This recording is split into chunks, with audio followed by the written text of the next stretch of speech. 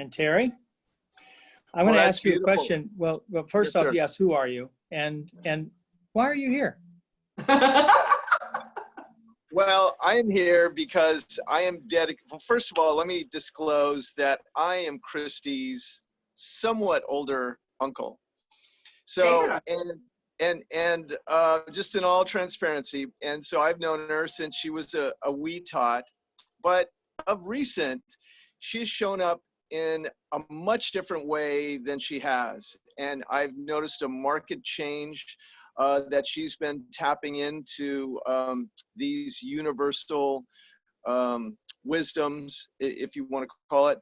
And overall, what I've seen from you is calmness. And so I see calmness as something that is an attribute that can only be acquired when you have faith and belief. And so that has made me a believer in you because you are so calm.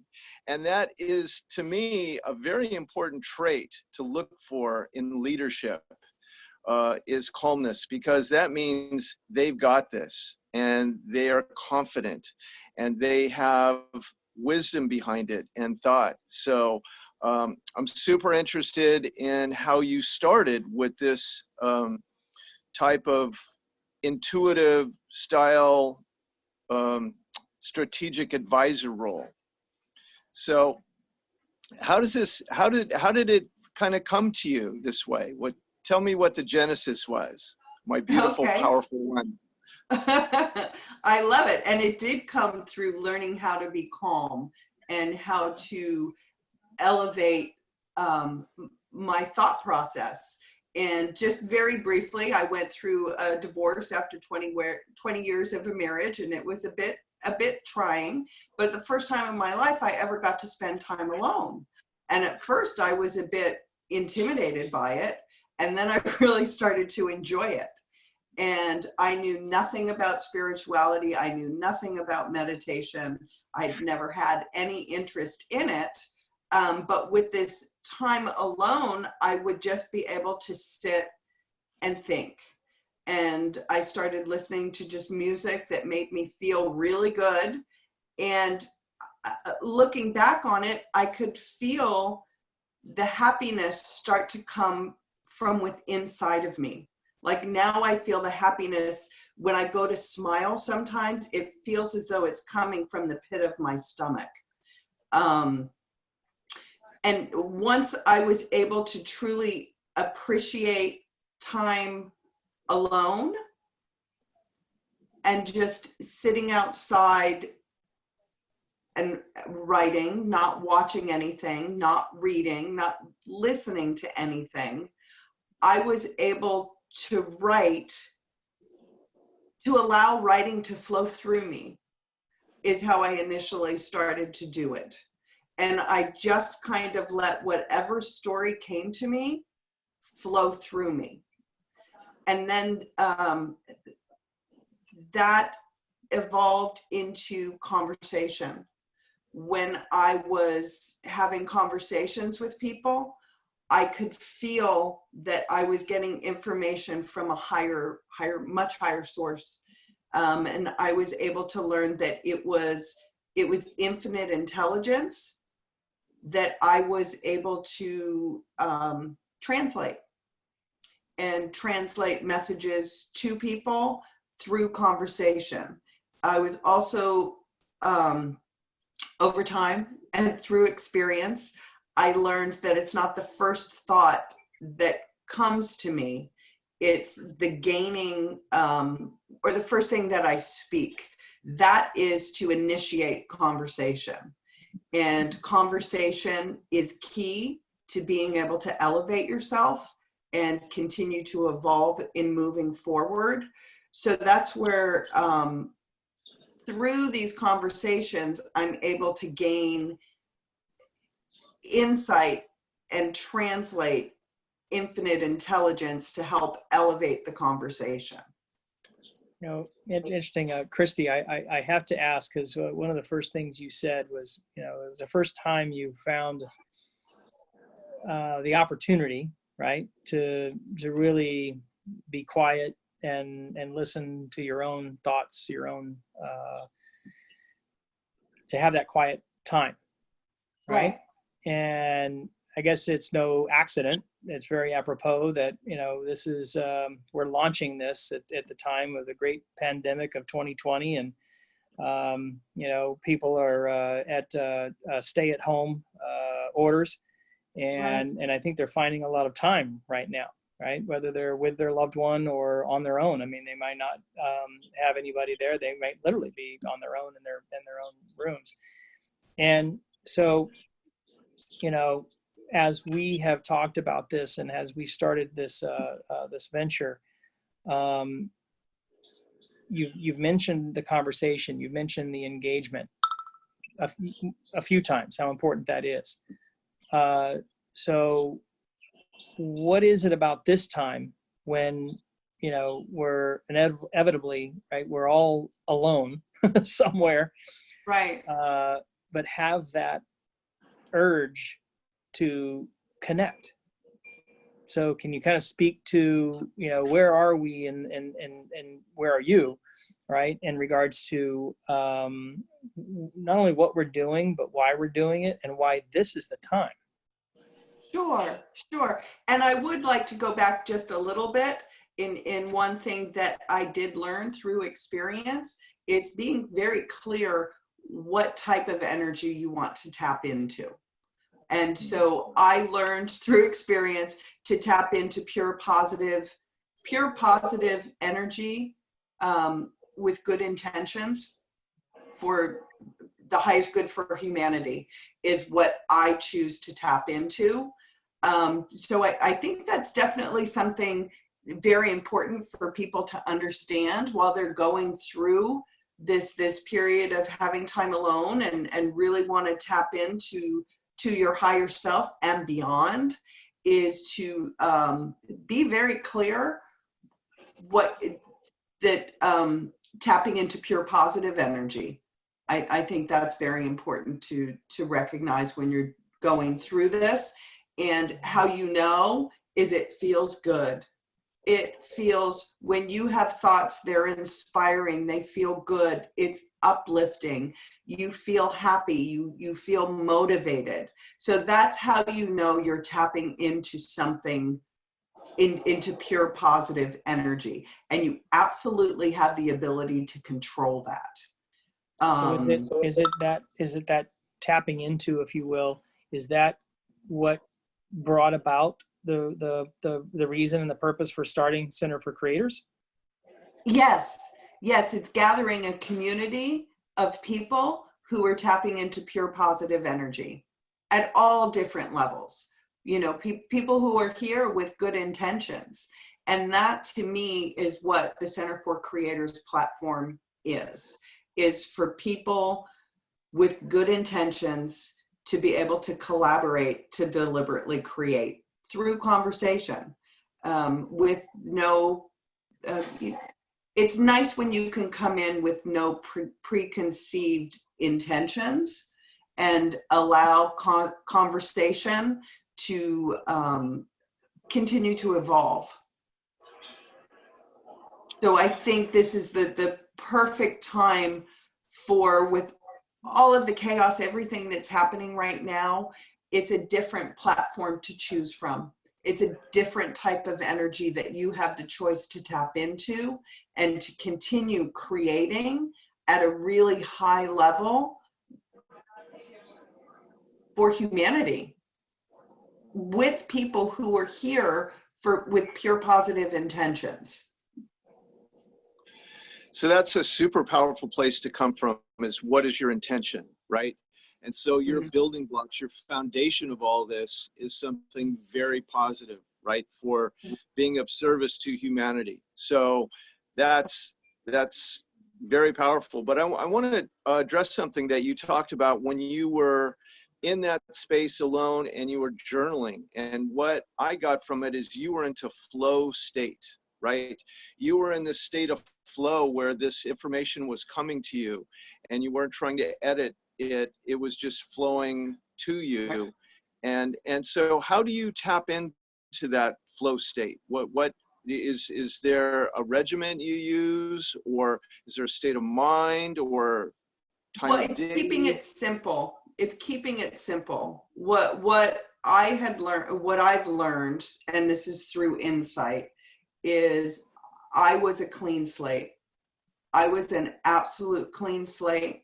I had no religious beliefs. I had no spiritual beliefs. So I had no limiting beliefs or misconceptions as to what was out there. I always knew there was something bigger. I never knew what it was, and I never really questioned it. And so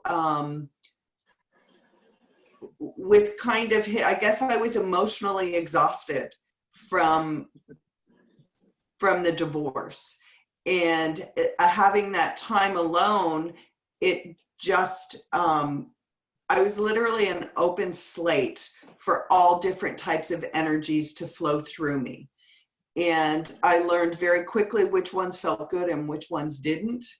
That's another discussion we can get into, as to you feel the tingles of energy. You feel it throughout your body. So I started to recognize and pay attention to all of that. And I think, Terry, you touched on it a lot. It's the calmness. It's the calmness that allows it without any expectation. I had no expectation as to what was going to happen next. And I still don't. I just know, I trust, because I know I have the power to allow only pure positive energy to flow through me. So I trust that that is what is coming through me. And again, that came from experience. And I could pick up very quickly when there was energy trying to pass a message through me that wasn't of good intentions. So it's coming from a calm space, not having expectations as to what's going to happen, because what happens to everyone is so different. The experiences and insight that you get is so different. And I don't have to meditate to be able to get into that space.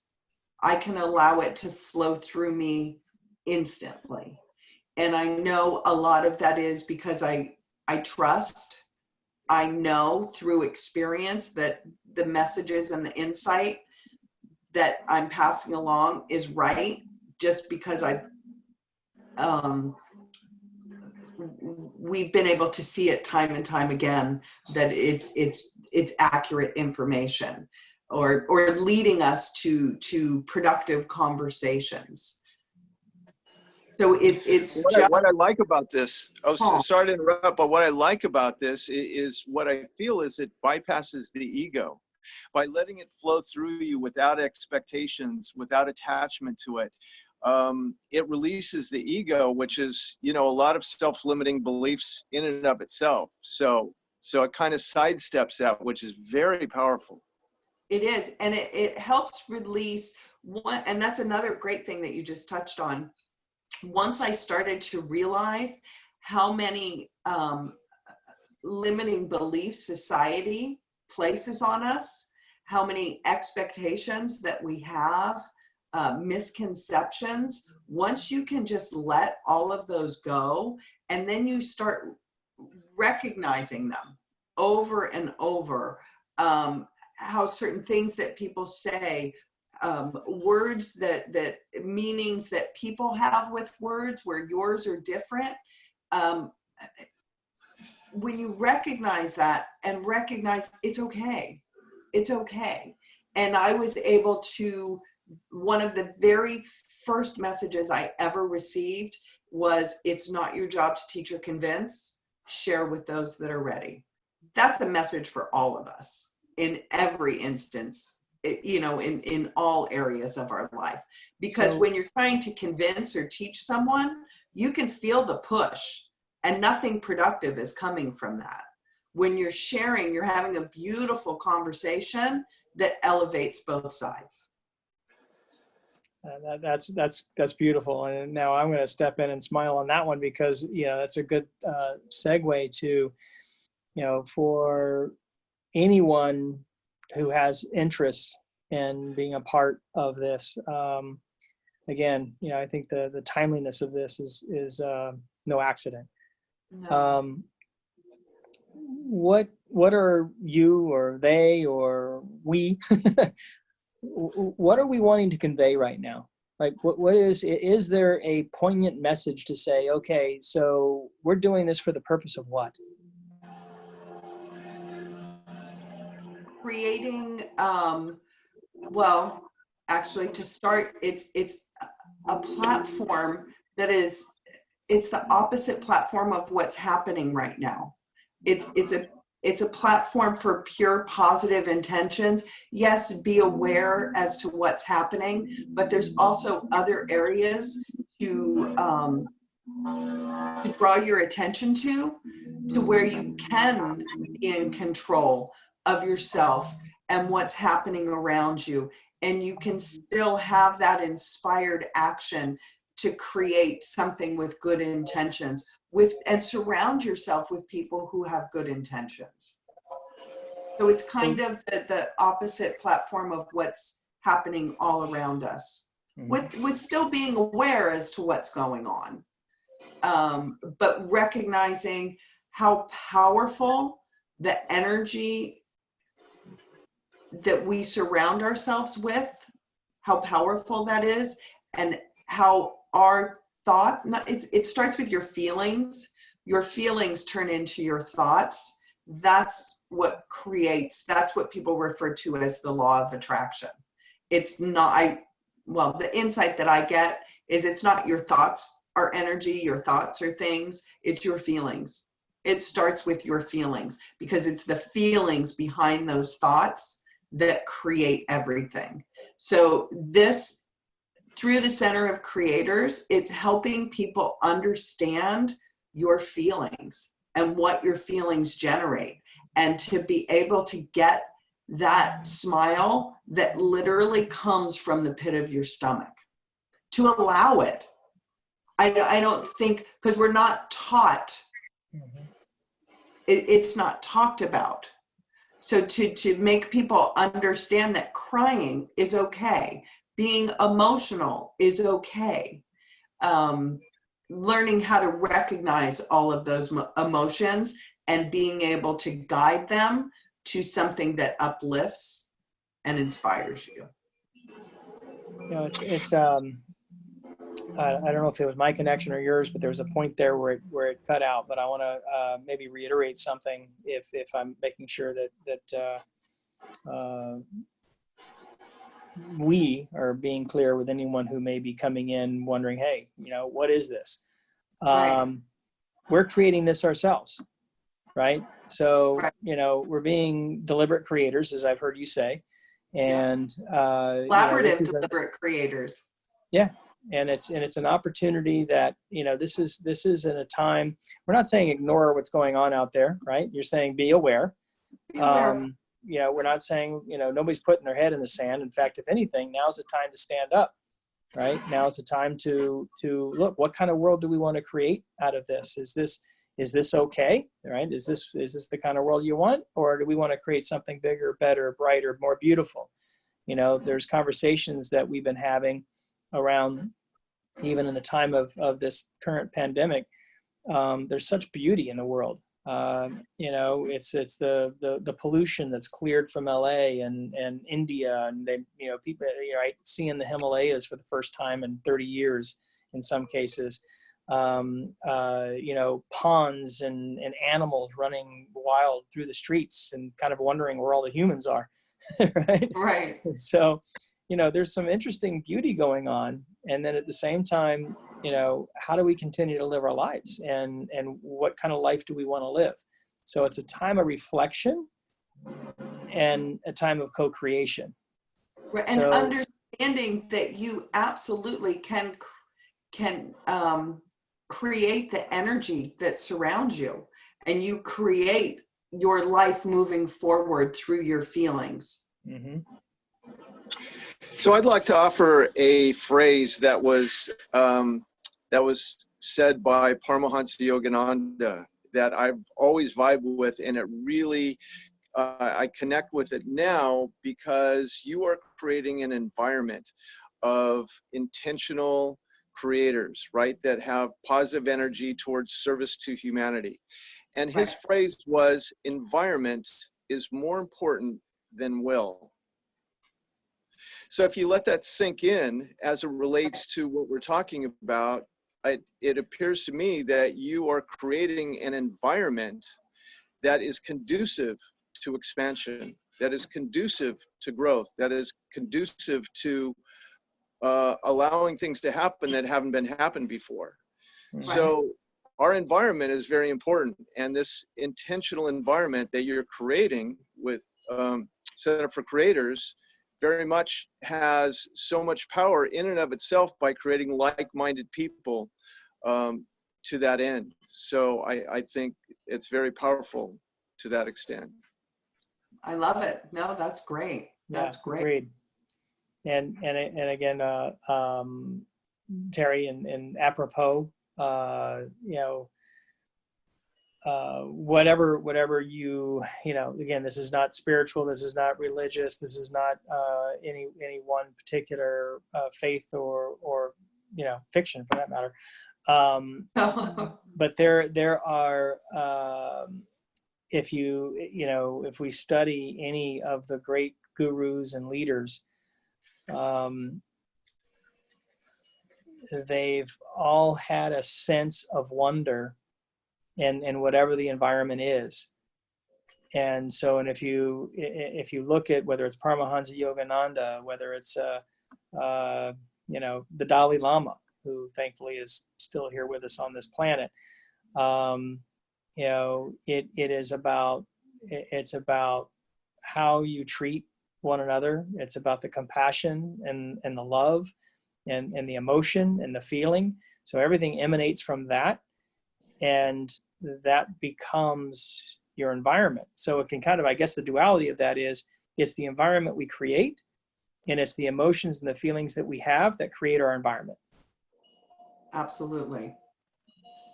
Absolutely. And together, understanding how those emotions feel, because you feel those emotions, being able to recognize how a situation feels, how your body's feeling with a thought, being able to pay very close attention to that. That's how one of the ways I was able to shift everything. I literally felt like I just slowed my whole thought process down, and began to really pay attention as to what was happening around me. And it's quite empowering to recognize how everything makes you feel. And that truly is your guidance system.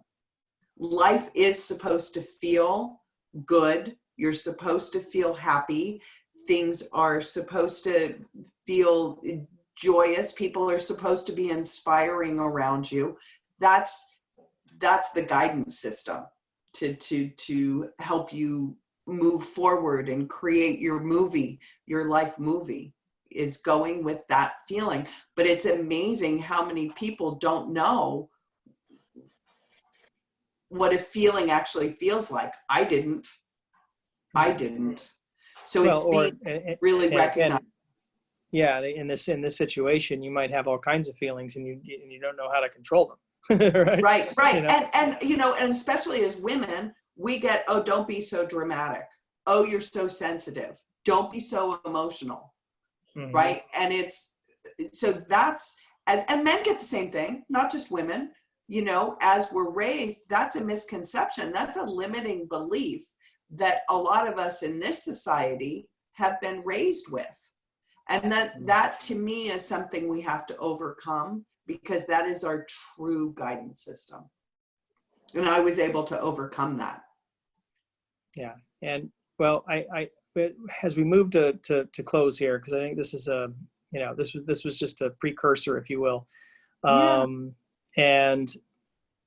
I would ask that if you could say, or give us, like, fast forward, right? So we build the community, we bring people closer, we help to shape what is the potential of our creating our own reality.